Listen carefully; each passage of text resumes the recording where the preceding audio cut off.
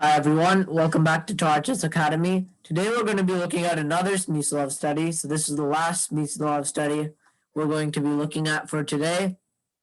So here it's white to play and win.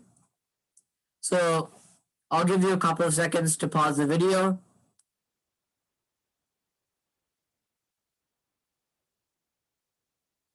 So here we shouldn't be impulsive and play b4 because after g4, black has a fine position, like we can play b5, they go g5, knight d3, bishop e8, and they're fine. Here also we can try to play knight d1, but then they play g3, for example. Here they already have many moves, but this is just one line.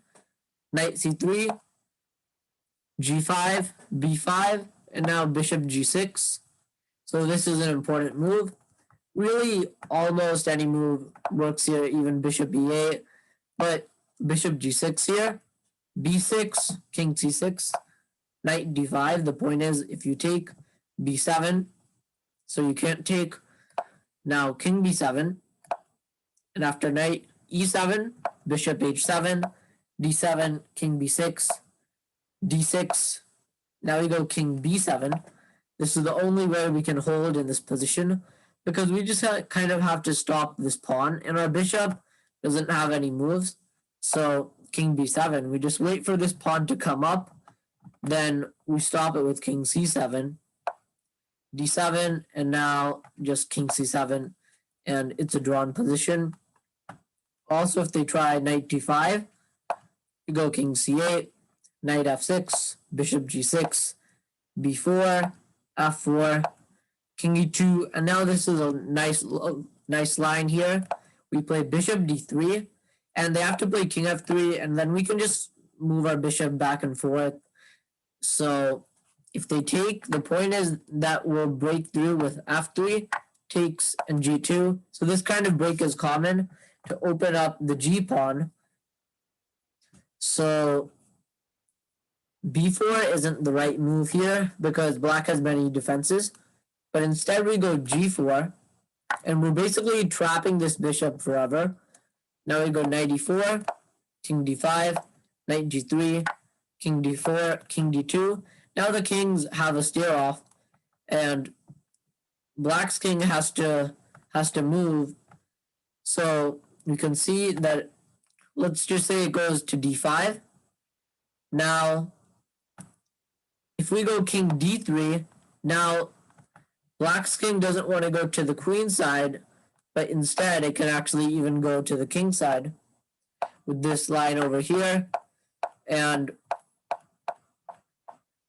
this position is equal because we just move our king back, and they have to move their queen back as well. So it's a draw because otherwise we would promote.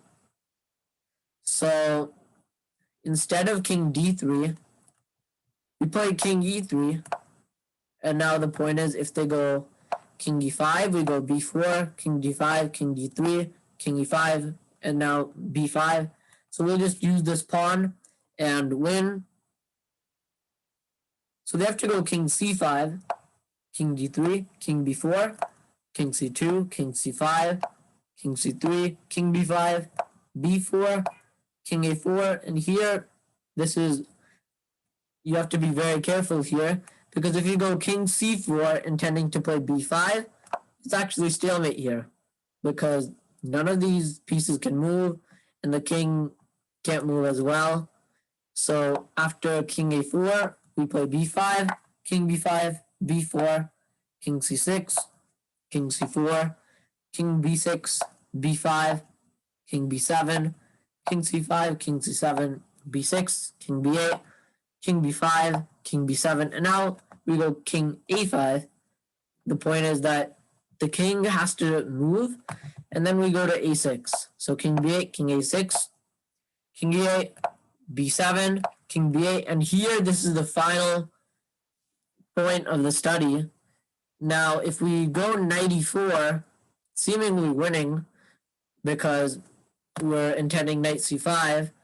Now with knight c7, knight d7, now the problem is that they go g3, we go knight c5, they go bishop e2, king b6. Now they have the resource of bishop b5, stopping knight d7, and also this bishop is controlling knight a6.